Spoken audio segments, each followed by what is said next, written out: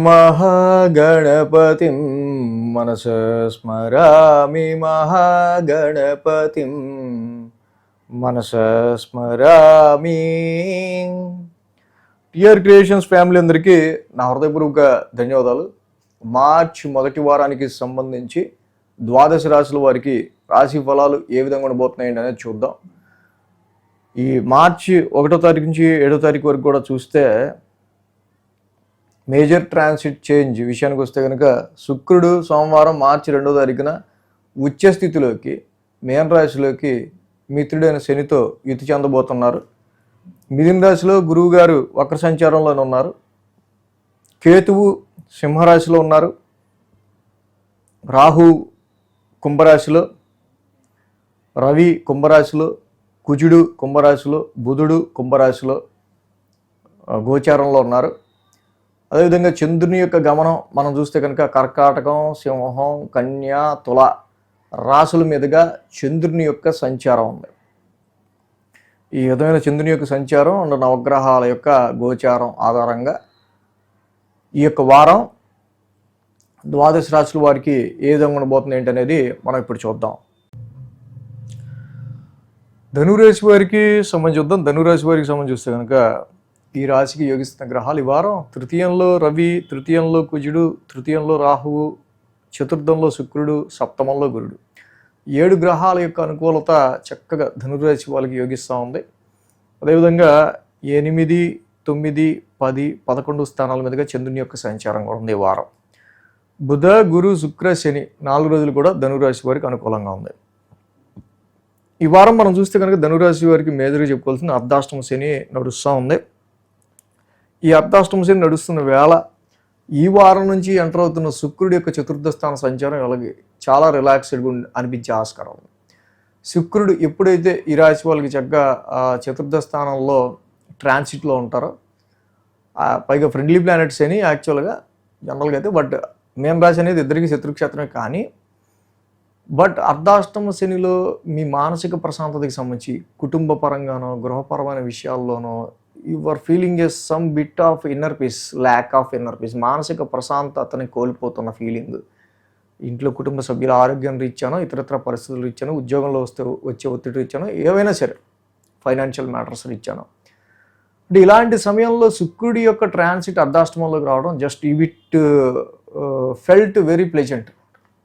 So neutralised రిజల్ట్గా శుక్రుడు చతుర్థ స్థానంలోకి రావడం వల్ల కొంచెం మానసిక ప్రశాంతంగా మీరు స్టెబిలైజ్ చేసుకునే ఆస్కారాలు ఉన్నాయి. అదేవిధంగా ఈ రాశికి మనం చూస్తే కనుక బుధ, గురు, శుక్ర, శని 4 రోజులు వారంతో అనుకూలంగా ఉన్నాయి. వారం ప్రారంభం అష్టమ స్థానం నుంచి చంద్రుని యొక్క సంచారం మొదలవుతుంది.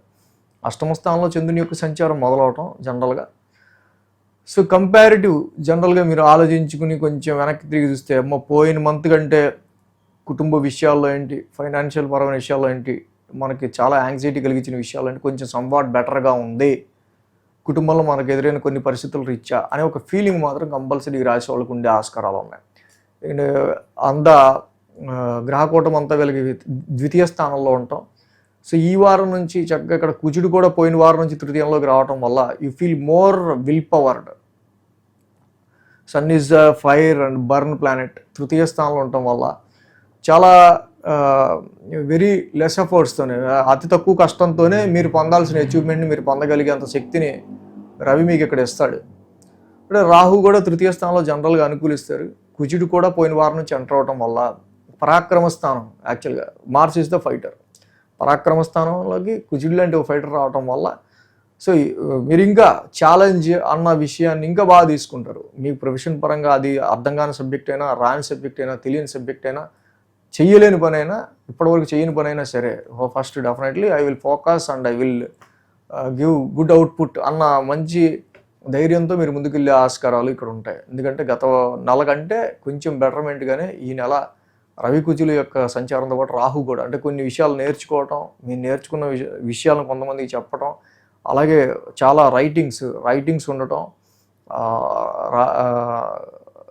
అలాగే సమ్ షార్ట్ జర్నీస్ ఉండటం, ఏదైనా సరే ఈ కాంబినేషన్ రవి కానీ కుజుడు కానీ రాహు కానీ తృతీయ స్థానమైన పరాక్రమ స్థానంలో ఎదిగించడం వల్ల సో ఇక్కడ రిస్క్ టేకింగ్ అనే దానికి అంటే ఫస్ట్ ఓకే మనం ఎఫర్ట్ పెడదాం, ఏ విషయంలో అయినా సరే ఇక మనకున్న స్థాయిలో మనకు దొరికిన అవకాశాన్ని వినియోగించుకోవడం కోసం చాలా ఎఫర్ట్స్ పెడదాం అనుకునే విధంగా మీరు ముందుకు వెళ్తుంటారు.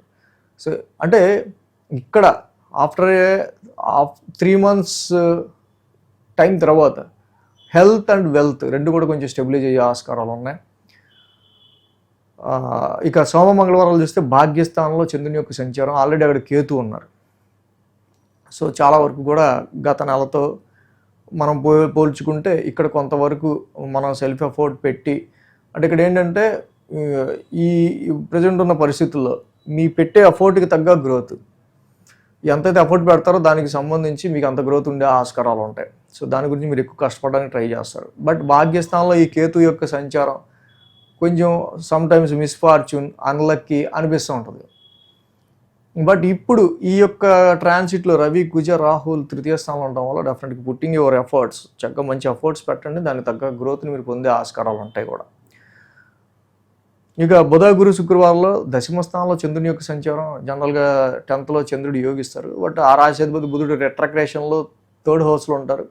సో ఇక్కడ ప్రొఫెషనల్ విషయాల రీత్యా కెరీర్కి సంబంధించి ప్రొఫెషనల్గానో వ్యాపార సంబంధిత విషయాల్లోనో సమ్ కమ్యూనికేషన్ సరిగ్గా లేకపోవడం వల్ల చేసిన పని మళ్ళీ చేయాల్సి రావడం, సో ఇలాంటివి సమ్ డిస్టర్బెన్సెస్ అనేవి, లేదా మనకి సరిగ్గా లొకేషన్ సరిగ్గా తెలియక జీపీఎస్ సరిగ్గా పనిచేయకపోతే మనకి అట్ట మనకి రూట్లు ఎలా తిప్పుతుందో అలాగ కొంచెం కన్ఫ్యూజ్డ్గా ఉంటాం.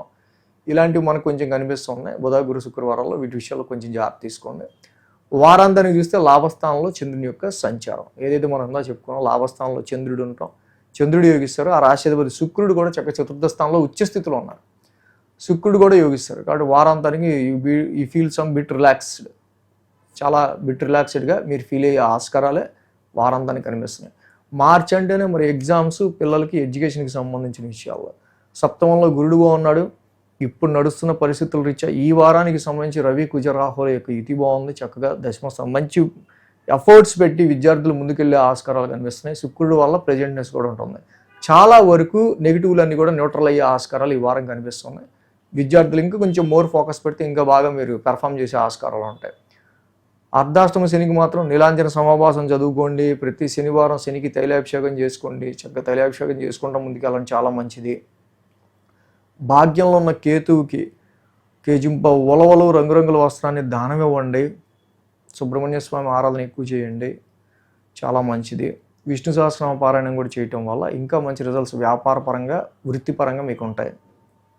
ఈ వీడియో కనుక మీకు నచ్చినట్లయితే లైక్ చేయండి, షేర్ చేయండి. మరిన్ని అప్డేట్స్ కోసం సబ్స్క్రైబ్ చేయడం మాత్రం మర్చిపోకండి.